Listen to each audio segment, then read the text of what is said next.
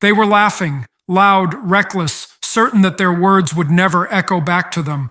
The room was filled with a kind of arrogance that thrives only when it believes it's unobserved. Their laughter wasn't joy, it was mockery disguised as confidence. They thought you were absent, powerless, unaware. But then, someone's voice sliced through the noise, uneasy, trembling slightly with realization.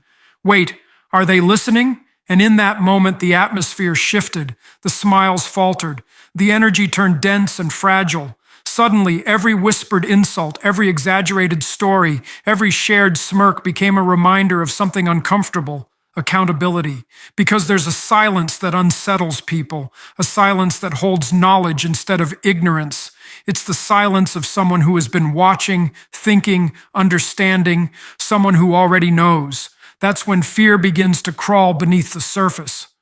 Because mockery only works when the target stays blind. Once awareness enters the room, the hierarchy flips. The same people who once laughed now start scanning their memories, replaying every word, every gesture. The mind becomes its own punishment, because truth, when realized too late, burns through the illusion of superiority like fire through paper. People gossip not to share truth, but to control perception, to construct a version of reality where they stand above others. But arrogance blinds them to one essential fact: silence is not emptiness, it's observation in motion. When you remain quiet, you start seeing the patterns they try to hide, the insecurity behind the laughter, the desperation beneath the arrogance. You begin to understand that people reveal themselves most clearly when they think no one is listening. Their words become confessions, their confidence becomes theater. And all you have to do is sit in that silence, steady, unmoved. The silence becomes its own kind of power, one that exposes without effort. The moment they realize you heard, their world shifts. Conversations grow shorter. Their eyes avoid yours. Every laugh feels forced, because now they understand. The one they underestimated has been awake the whole time. The quiet presence they mocked was the mirror that saw through them, and the performance can never continue once the audience starts seeing the script. The psychology of mockery. They were laughing, not because something was truly funny, but because cruelty gives weak people a temporary sense of power. Their laughter was a mask, a loud distraction from their own insecurities. Each joke, each whisper behind your back wasn't born out of truth or strength. It was born out of fear. People mock what they don't understand, and they ridicule what they secretly envy. Their words were not weapons of honesty, but shields to hide their own inadequacy. They needed to create a version of you they could feel superior to, because deep down, they couldn't face the reality that your quiet confidence unsettled them. Mockery is rarely random. It's targeted, precise, and often shared among those who crave belonging through cruelty. When a group mocks someone, it isn't about the person being mocked. It's about solidifying their bond through shared judgment. They think that tearing someone else down will make them rise. It's a form of emotional camouflage, a strategy to avoid confronting their own flaws. That's why gossip spreads so easily. It offers a cheap illusion of significance. By discussing your life, your choices, your silence, they momentarily forget the chaos within their own. But there's something they never expect, that the person they're mocking might actually be listening, not reacting, not interrupting, but observing. That realization is devastating because it flips the dynamic entirely. The moment awareness enters the equation, the mocker becomes the observed. The eyes they once ignored suddenly feel heavy on them. Their jokes lose their rhythm. Their laughter becomes uncertain. They realize the target of their ridicule isn't as naive as they assumed, that you've been hearing every tone, every smirk, every subtle insult wrapped in a joke, and instead of exploding in anger, you've chosen to watch. That's what unsettles them most. Silence is terrifying to those who thrive on chaos. When someone doesn't respond, their imagination turns against them. They start to wonder how much you know, what you're thinking, what you'll do next. Their guilt begins to surface, disguised as nervous humor or forced indifference, because silence reflects truth in a way words never can. It forces people to confront themselves. The more you stay composed, the louder their insecurity becomes. Mockery feeds on attention, and when you deny it that, it begins to die. They can't survive without reaction, without validation. The moment you choose silence over defense, you strip them of their stage. You turn their performance into a confession, and somewhere deep inside, they know it. Every word they spoke against you becomes a reminder of who they really are, fragile, frightened, and desperate to be seen as powerful. What they don't realize is that true strength never needs an audience. It exists quietly, waiting for truth to reveal itself. The moment, everything changed. It always begins the same way, with whispers carried through careless tongues, laughter shared in hidden corners, and a quiet belief that their words would never find a way back to you. They felt untouchable, secure behind the illusion of secrecy. Every conversation became an echo chamber of arrogance, a performance where they mistook cruelty for confidence. They thought they were safe inside their little circle, weaving stories and distorting truths, unaware that the very air around them was beginning to shift. Because truth, no matter how deeply buried, has a strange way of clawing its way to the surface. And when it does not whisper. It crashes through the silence with undeniable clarity. It happened subtly at first. A misplaced message, a name spoken in the wrong company, a sudden look of hesitation from someone who knew too much. The chain began to break, not with chaos, but with a quiet mistake, the kind that exposes everything. One small slip, one fragment of honesty leaking into the wrong moment, and suddenly the mask began to crumble. The same mouths that once laughed too loudly began to tremble when they spoke. Their eyes shifted uneasily, scanning the room, searching for safety that no longer existed. Because somewhere deep down, they realized you knew. You had heard, you had seen, and that awareness alone was enough to dismantle the entire facade they had built. Awareness is an invisible weapon. It doesn't need confrontation or explanation. It simply exists, silently reshaping the balance of power. The moment they sensed that you had been listening all along, everything they relied on began to fracture. Every inside joke turned sour. Every shared glance felt dangerous. Their comfort dissolved into anxiety, and their laughter into restraint. It wasn't fear of punishment that unsettled them. It was the exposure of truth. There's nothing more terrifying to deceitful people than being seen without their disguises. They thrive in darkness, in the safety of distortion. But once light enters that space, it changes everything. You didn't have to say a word. You didn't have to defend yourself or reveal what you knew. Your silence was enough to make them question their own narratives. They began to edit their stories, to distance themselves from their own words, to whisper apologies that never reached your ears. The same people who once mocked your stillness began to envy it, realizing too late that your calm had been awareness in disguise. The balance had shifted, quietly, decisively, irreversibly. What once felt like their stage was now your arena of understanding. And as they stumbled over their own pretenses, the realization settled heavily among them. They had been performing for someone who saw through every act. The power of silence. There is a certain kind of strength that reveals itself only in stillness, a power that doesn't need to prove itself, that doesn't rush to defend or explain. You felt it when the noise around you grew unbearable, when every whisper, every false story, every mocking tone echoed through the walls of your mind, yet you remained calm. They mistook your quiet for weakness, assuming that your lack of reaction meant defeat. But what they couldn't understand is that silence isn't surrender, it's strategy. It's a form of observation so sharp that it cuts through deception without ever lifting a blade. You chose to listen instead of retaliate, to understand instead of accuse, and that decision alone shifted everything. People who thrive on noise, conflict, and attention can't comprehend the power of someone who chooses not to engage. Their existence depends on reaction. Without it, their words hang in the air, lifeless and exposed. They start to feel the weight of their own actions pressing down on them. Silence reflects truth back to them like a mirror that doesn't distort what it sees. It's unsettling because it doesn't play by their rules. When you don't respond, they lose control of the story they're trying to tell. They start to question what you know, how much you've seen, and whether their masks are still convincing. Your silence made them restless.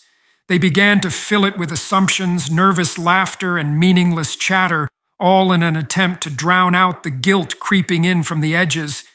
But silence has a way of amplifying what people want to hide. It exposes insecurity, it magnifies intention, and it forces people to confront their own conscience. You didn't have to speak. Your restraint spoke louder than any argument ever could. The ones who underestimated you began to sense it. They started to look at you differently, not with pity, but with unease, because silence carries mystery, and mystery carries power. It leaves them wondering what you truly think, what you might reveal, or what you've already understood. True power doesn't announce itself. It watches, it waits, it learns. Every time you held your tongue, you weren't losing ground. You were gaining clarity. Every time you chose not to respond, you were collecting truth. Silence allowed you to see the cracks in their armor, to recognize who they really were when they thought no one was paying attention. It's in that restraint that your strength grew. You didn't need to expose anyone. They exposed themselves. And as time passed, your silence became the loudest thing in the room, a force that reminded them that awareness, once awakened, cannot be ignored. The collapse of false confidence. There comes a point when every mask begins to crack, when the energy that once held a lie together starts to fade. That's what happens with false confidence. It cannot survive under the weight of awareness. It feeds on illusion, on the validation of others, on the belief that no one sees through it. But once truth enters the picture, that illusion begins to rot from the inside out. You could see it in their eyes, the shift, the subtle panic that flickered beneath their practiced expressions. The laughter that once seemed effortless now carried tension. Their words, once smooth and loud, began to stumble over themselves, betraying the insecurity that had always been there, hidden behind arrogance. They had spent so long performing strength that they forgot what real strength looked like: quiet, composed, unbothered by attention. False confidence is like a fragile mask painted with certainty but built from fear. It demands an audience to survive because it draws power not from within, but from the reactions of others. As long as people clap, it stands tall. But when the applause stops, when silence replaces attention, it starts to crumble. The truth is, they never possessed the confidence they pretended to have. What they had was a performance, a role played to cover a deep insecurity they refused to confront. And the moment they realized you had seen through it, everything they'd built began to collapse. Their words lost weight. Their gestures felt rehearsed. Even their presence, once dominating, began to shrink under the quiet gravity of your awareness. It's fascinating how quickly arrogance transforms into anxiety once truth is introduced. They start to overthink every past conversation, every smirk, every comment. They wonder what you know, what you might reveal, and whether their image can still be preserved. The irony is that their downfall doesn't come from being exposed. It comes from the fear of being exposed. Their false confidence, once their greatest weapon, becomes their heaviest burden. They built it to impress others, but now it isolates them because they can no longer tell who's still convinced and who's finally seeing through the act. Real confidence doesn't need witnesses. It doesn't demand proof. It stands even when no one is watching. You carry that kind of quiet strength, the kind that doesn't tremble under scrutiny. You didn't have to humiliate them, didn't have to reveal what you knew. You simply existed in truth, and that alone dismantled the illusion they clung to. False confidence dies not because it's attacked, but because it runs out of lies to breathe in.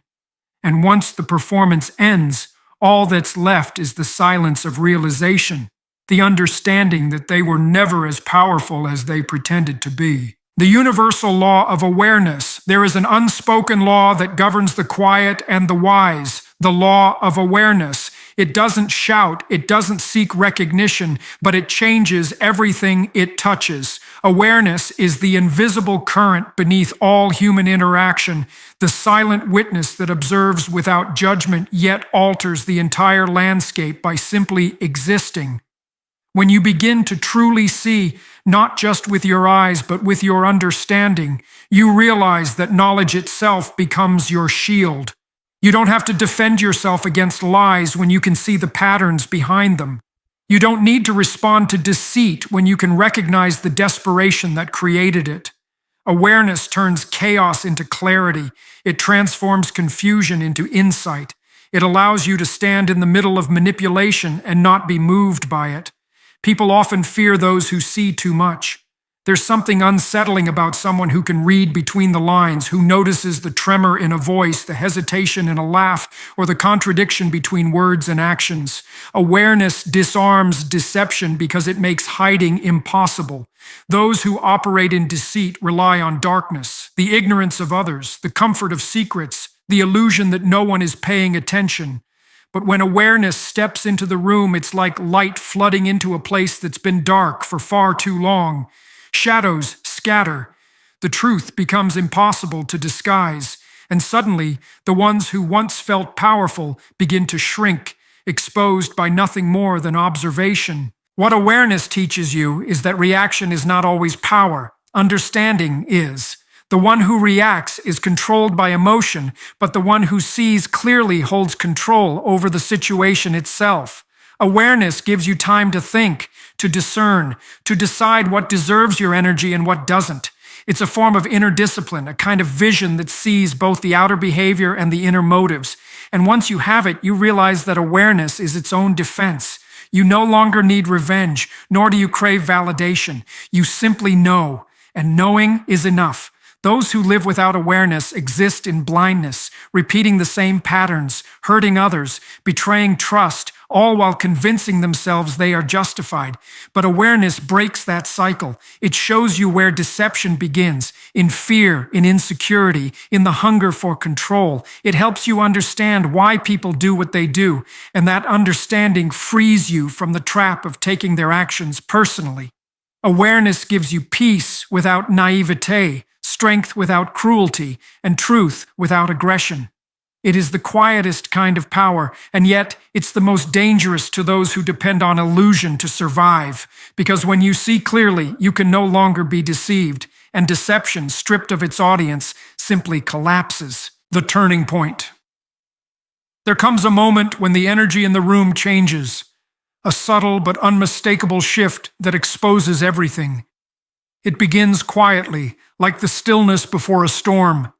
The same voices that once echoed with mockery begin to falter. The same people who once laughed freely now glance around, uncertain, tense, caught in the invisible gravity of truth. That's the turning point, when the hunter realizes they have become the watched, when the ones who once felt untouchable begin to feel the weight of every careless word they spoke. It's not because you confronted them, not because you shouted or sought revenge, but because awareness has its own way of making itself felt. They begin to sense that you know not just fragments, but the whole picture, and that knowing unsettles them more than anything else ever could. You can see it in their behavior, the way their voices soften when you enter a room, the way their laughter cuts short when your name is mentioned. The confidence that once came so easily now trembles under its own falseness. It's the moment when the lies lose their rhythm, when deceit starts tripping over itself, and when pretense can no longer sustain its own weight. The very energy that once fueled their arrogance now turns against them. They become careful with their words, cautious with their tone, terrified by the possibility that you've seen through every mask they've ever worn. The silence you hold, the composure you maintain, begins to haunt them. They can't figure out how much you've heard, how long you've known, or what you plan to do with that knowledge. Awareness changes the balance of power without a single word being spoken. The same stillness they mocked you for now becomes the very thing they fear. It forces them to confront the reality they've tried to avoid. That truth doesn't need to chase lies. It waits patiently until they destroy themselves. Their alliance begins to crumble under the pressure of suspicion. The laughter that once bonded them now divides them. Each one starts to wonder who said too much, who might have slipped, who might have been the reason the truth is out. Paranoia replaces pride, and suddenly the unity of mockery fractures into self-preservation. You don't have to interfere, you simply watch as the illusion unravels. You realize that truth has a rhythm of its own, slow, deliberate, unstoppable.